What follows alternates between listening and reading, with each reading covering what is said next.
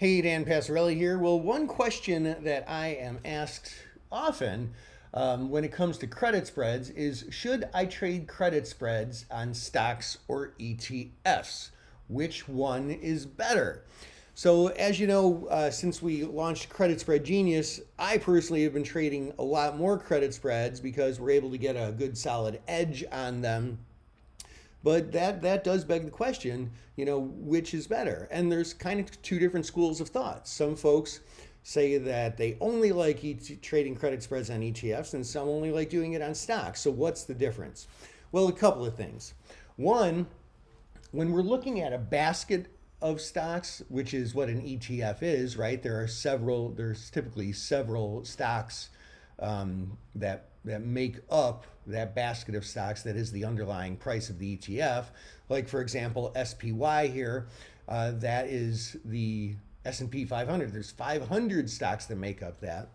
When we get a basket of stocks like that, the volatilities of the individual stocks, when they kind of get mixed up together and put in that basket, the volatility of that basket ends up being lower. It's a concept rooted in diversification. When we diversify, we tend to see smaller price swings and thus lower volatility. So what that means is, it means a couple of things. First, it means that the underlying stock is, or excuse me, in this case, the underlying ETF typically doesn't move as much as a regular stock. It'll have a lower historical volatility. But guess what? The market knows this and they price the options accordingly, and thus it will have a lower implied volatility, and thus the options will be cheaper. So there's a benefit that it doesn't move as much, making it more likely to win, but there's a detriment that premiums are smaller, and thus you win less when you win and you lose more when you lose. So it all kind of works out in the wash and doesn't really matter either way. Now, one of the other things that go along with that is that most stocks announce earnings once a quarter, whereas with an ETF, earnings are they affect it much less.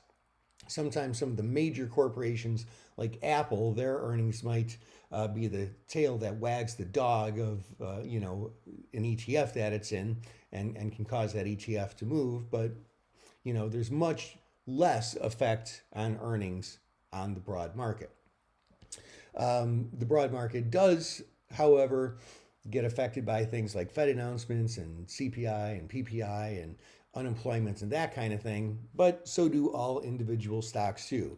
So, credit spreads. What is better to trade, stocks or ETFs? It really honestly doesn't matter. There is some different nuance characteristics to it. So some people might have more of a knack with one or the other, but in the long run, the options end up making it a wash, and it just becomes your choice. Neither's better. So I hope that helps. At least it's some good fuel for thought. This is Dan Passarelli. Trade smart.